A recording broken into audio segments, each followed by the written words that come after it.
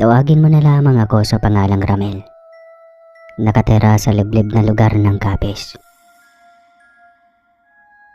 19 na taong gulang ako nang mangyari ito. Taong 1990. Angkan kami ng mga aswang, pero mabubuti po kami. At hindi nananakit ng kapwa aswang. At kapwa tao. Kapwa tao pala. Isang araw noon nang magpasya akong umalis sa aming tahanan at magtungo sa lugar ng mga tao. Doon ko nakita ang malaking pagkakaiba ng isang aswang at ng tao. Malaya silang gawin ng mga bagay na gusto nila, lalo ng pagkain ng mangga na sinasawsaw sa asin. Kaya hindi ko maiwasang mainggit at pinangarap na maging katulad nila. Habang naglalakad ako noon, may nabangga akong isang babae. Pasensya ka na, miss. Hindi ko napansin na may tao. Nang mag-angat ako ng tingin, halos matulala ako nang masilayan ko ang ganda ng babae na nakatayo sa aking harapan. Nakangiti siya at walang bahid ng pagkakainis sa kanyang muka. Ayos lang yun.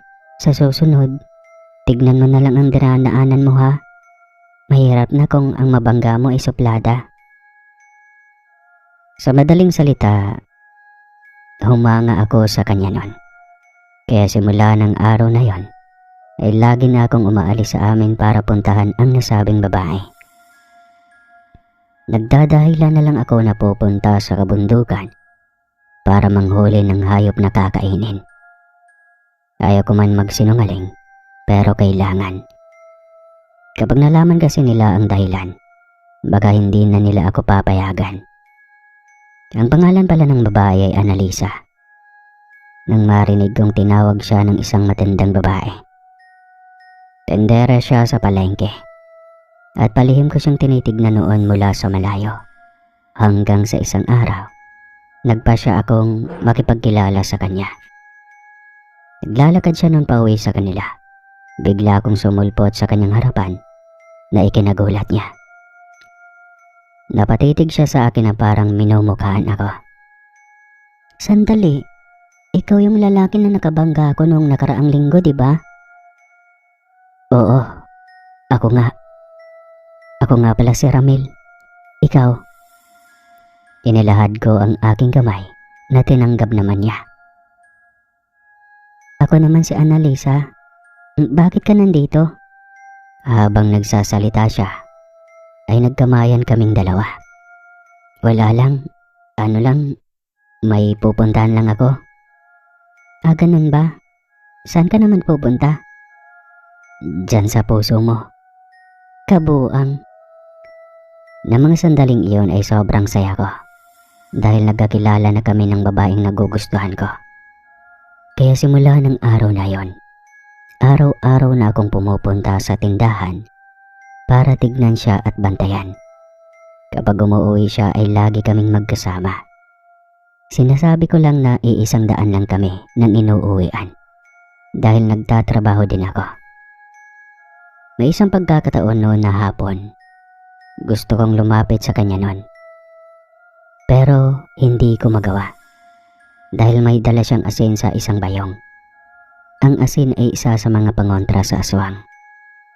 Ramil, ikaw pala yan? Tiniis ko ang sugat na namumuo sa kanang braso ko nang lumapit siya sa akin. Nangihina rin ako ng mga sandaling iyon. Nanlaki ang mga mata ni Annalisa nang makita ang sugat kasabay ng pagtapon niya ng bayong. Nakahinga ako ng maluwag dahil hindi na lumaki iyon. Isa kang aswang? Tama ba ako? Natigilan ako at hindi ko alam kung ano ang sasabihin. Paano ko mapahamak ako kapag sinabi ko ang totoo sa kanya? Ngumiti si Annalisa. Iyon na yata ang pinakamagandang ngiti na nakita ko sa kanya. Huwag kang matakot. Umamin ka na, Ramil. Alam ko namang mabuti ka. Mapagkakatiwalaan mo ba ako? Tumango ako. Naupo kami sa gilid ng daan kung saan may kahoy na upuan. Sinabi ko sa kanya ang totoo kong pagkatao. Kaya kung iiwasan man niya ako, wala akong magagawa. Hinawakan niya ang aking kamay at sinabing tanggap niya ang pagkatao ko. Nagpasalamat naman ako dahil hindi niya ako hinusgahan. Pag-uwi ko sa amin noon, kaagad akong tinanong ni ina kung saan ako galing. Sinabi ko na galing ako sa kakahuyan ng aso, sabay pakita ng hayop na aking dala. Tinignan ako ni ina sa mata. Marunong tumingin si ina kung nagsisinungaling ang isang aswang o hindi. Anak, sabihin mo sa akin ang totoo. Saan ka ba talaga galing? Matagal ko na itong napapansin pero hindi lang ako umiimik. Dahil gusto kong ikaw ang magsabi sa akin. Pero mukhang wala ka yatang balak sabihin sa akin. Nagyuko ako ng ulo para itago ang hiya. Pero kailangan kong panindigan ang pagkakaibigan namin ni Annalisa. Hindi ko iyon bibitawan. Galing ako sa lugar ng mga tao, Nay. May nakilala akong babae na tanggap ako kung sino ako. Umiling si ina at sinabi na walang dapat makaalam ng pagkatao ko. Pero sinabi ko naman na hindi ipagkakalat ni Annalisa ang mga nalaman tungkol sa akin. Mapagkakatiwalaan siya. Hindi ko daw alam kung ano ang kaya ng mga tao kapag nalaman nila ang pagkatao ko. Kaya dapat ako mag-ingat. Opo, Nay. Mag-iingat po ako. Niyakap ako ni ina at sinabi na ayaw niya akong ikulong sa pamayanan namin. Gusto niyang maranasan ko ang buhay na gusto ko. Basta wag basta-basta magtitiwala kahit kanino man. Umiyak ako dahil napakabuti ni ina. Kinabukasan, nagpaalam ako kay ina na pupunta kina Annalisa. Umuwi daw ako sa tamang oras para hindi magalit si ama. Pagkarating ko sa tindahan nila kung saan nagtitinda si Annalisa, hindi pa nagsasara yon. Kaya naghintay ako. Ilang sandali lang, lumabas na ang dalaga.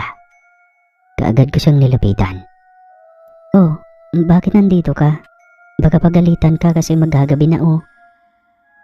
Nagpaalam naman ako kay ina, kaya ayos lang. Uuwi din ako kapag naihatid kita. Ngumiti na lamang si Annalisa at nagpasalamat. Nang makarating kami sa lugar kung saan walang ganong tao, tumigil ako nang may maramdaman na kakaiba.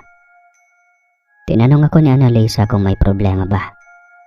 Sinabi ko na wala, dahil baka matakot siya, kaya hindi ko sinabi ang totoo. Nagpatuloy kami sa paglalakad, at pinauna ko siya habang nakikiramdam ako sa paligid. Ganoon kasi kaming mga aswang, ang bilis naming makaramdam. Maniwala man kayo sa hindi, kapag lumalabas kayo sa gabi, kahit nasa harapan nyo kami, hindi nyo kami makikita. At yun nga, balik tayo sa kwento. Hanggang sa may marinig akong kalusko sa hindi kalayuan. Napakapit sa akin si Annalisa. Sinabihan ko sa kung sino man yon ay lumabas na sila sa kanilang pinagtataguan. Ganoon na lang ang gulat ko nang makita ang dalawa sa mga kasamahan ko. Bakit kayo nandito, Oro, Rota? Paano nyo ako nasundan? Sinabi ng dalawa na nagdududa sila sa ikinikilos ko, kaya sinundan nila ako kanina. Napatingin sila kay Annalisa. Kaagad ko siyang itinago sa aking likuran at sinabihan sila na huwag nilang gagalawin ang dalaga. Natawa lamang sila at sino daw ba ako para utusan sila. Tinignan nila ng makahulugan si Annalisa at saka ngumisi ng nakakaloko. Mukhang mag-i-enjoy kami dyan sa kasama mo, Ramil. Ano? Mas maganda kapag tayong tatlo para naman matikman din namin. Mas lalong nagsusumiksik si Annalisa sa aking likod. Naikuyom ko ang aking kamay at sinabihan sila na umalis na dahil hindi maganda ang iniisip nila. Hanggat maaari ay ayaw kong magalit dahil baka kung ano pang mangyari, lalo at nasa iisang pamayanan kami. Ngunit mas lumapit pa sila sa amin. Oro, Ruta, umuwi na kayo. Hindi nyo magugustuhan ang mangyayari kapag ipinilit ninyo ang inyong gusto. Ganon ba? Sige nga. Natawa lamang sila at sinabing hindi sila natatakot sa akin. At wala akong pagpipilian ng mga sandaling iyon, kundi ipagtanggol ang mahal ko.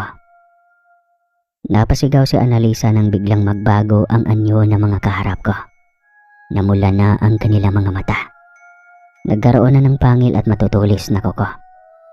Nagkaroon na din ng magkakapal na balahibo ang mga katawan. Humaba din ang kanilang tenga. Ayaw ko man ipakita kay Annalisa ang katauhan ko. Wala akong pagpipilian ng mga oras na yon. Lumingon ako sa kanya. Kailangan kong lumaban. Alam ko na pagkatapos nito, hindi mo na ako gugustuhin na makita ako, Ana. Maraming salamat sa iyo. Pagkatapos kong sabihin iyon, unti-unti nang binago ang sarili ko bilang isang aswang. Kung ano ang itsura nila, ay ganoon na ganoon din sa akin. Ang lamang nga lang, mas malakas ako sa kanila. Dahil mas madami akong alam sa kanila sa pagkikipaglaban. Napasigaw si Annalisa nang sumugod sa akin sina Oro at Rota. Lumingon ako sa kanya, sabay sabi ng, "Magtago ka, Ana." Kaagad naman na tumakbo si Annalisa patungo sa isang malaking puno na may matataas na damo sa likuran. Sumugod na ako sa dalawa. Mabilis kong itinarak ang malalaking kuko ko sa kanilang dibdib. Ngunit mabilis silang nakaiwas. Ginamit ko ang aking bilis at gamit ang matutulis kong kuko. Winasa ko ang kanilang dibdib at umandusay sila sa damuhan. Napatingin ako sa dalawa na nakabulagta sa daan. Duguan at may malaking hiwa sa tiyan. Kinalma ko ang aking sarili bago ko binago ang aking anyo bilang tao. Nang tuluyan akong nakabalik sa dati, tumingin ako sa puno kung saan nagtago si Annalisa. Naroon siya nakatayo habang pinagmamasdan ako at ang dalawang napatay ko. Nakaawang ang labi habang nanlalaki ang kanyang mga mata. Annalisa. Lumabas siya at tumakbo papalapit sa akin at niyakap ako ng mahigpit. Napaka-awkward lang kasi wala akong saplot ni isa. Kahit brave na sa ako ng arena ay wala. Akala ko na paano ka na. Akala ko mapapatay ka nila. Mabuti at ligtas ka at hindi ka nila napatay. Tinanong ko si Annalisa kung hindi ba siya natakot sa akin at sa mga nasaksihan niya.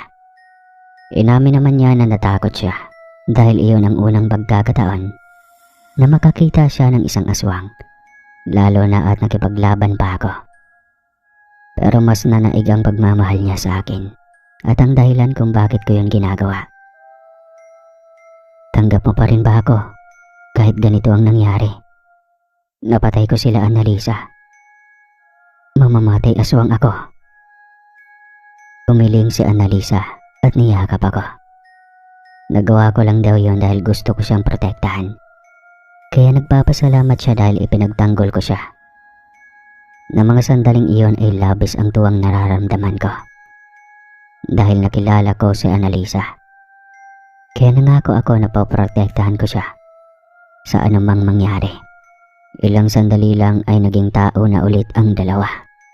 Agad ko silang iniligpit isa-isa at itinapon sa ilog.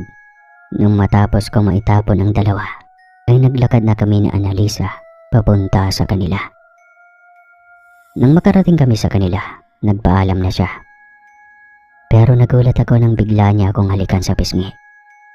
Bago nagmamadaling pumasok sa loob ng bahay, nakangiting umuwi ako sa amin noon. Kahit natatakot ako at nininervyos dahil sa nangyari, wala pa rin pagsigla ng tuwang na darama ko.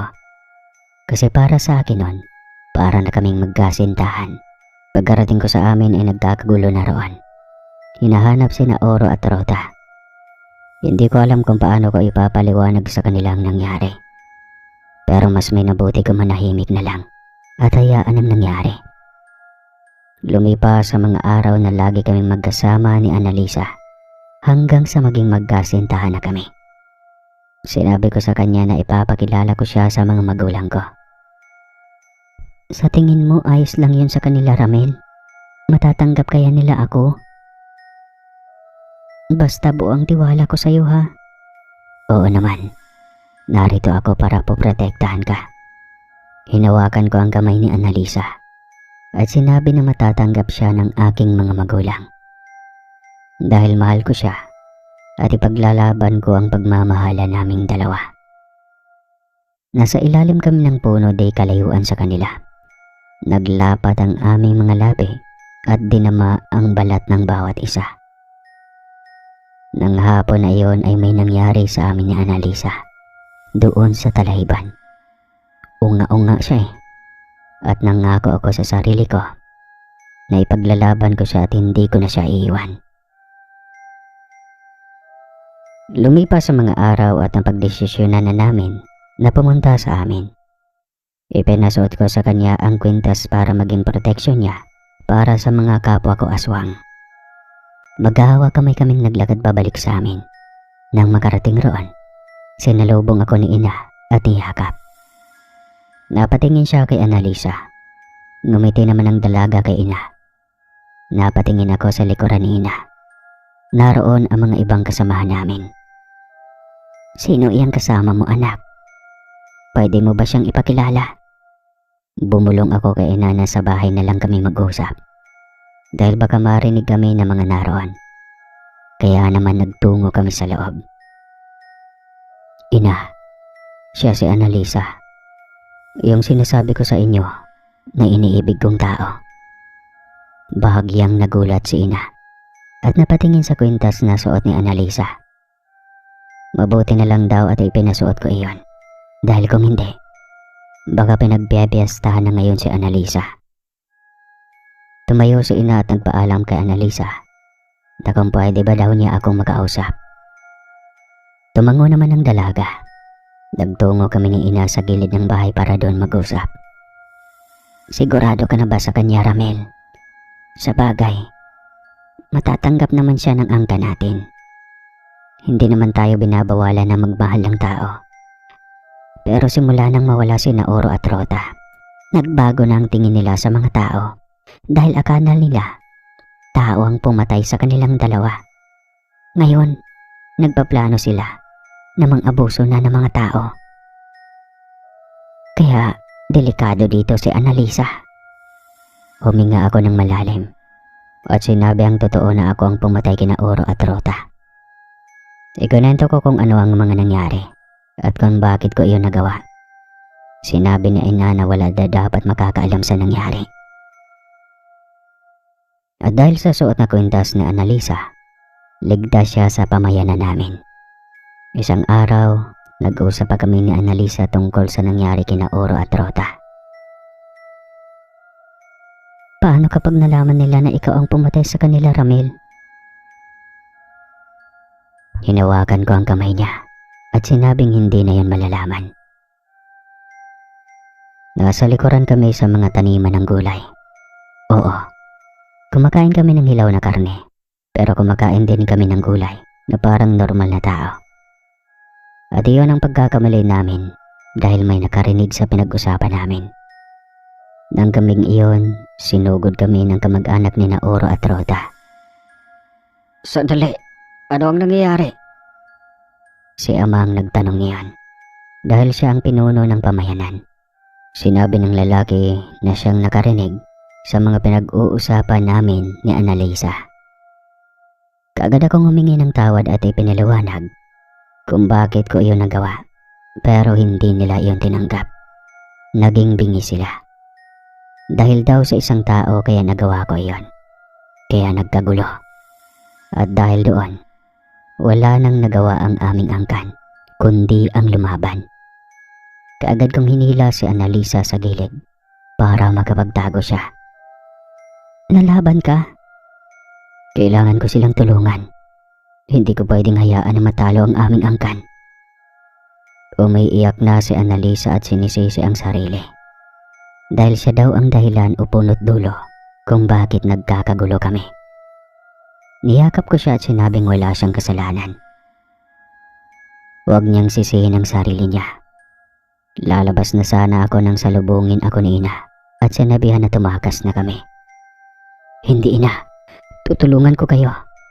Anak, gusto kong maligtas kayo ni Annalisa. Kami na ang bahala dito. Kahit ikaw man lang ang makaligtas anak, magmamakaawa ako. Ilayo mo rito si Annalisa. Wala akong magawa kundi ang pumayag sa gusto ni ina. Nilapitan ko si Annalisa at sinabihan na tumakas na kami. Doon kami sa likod at nagbakalayo-layo.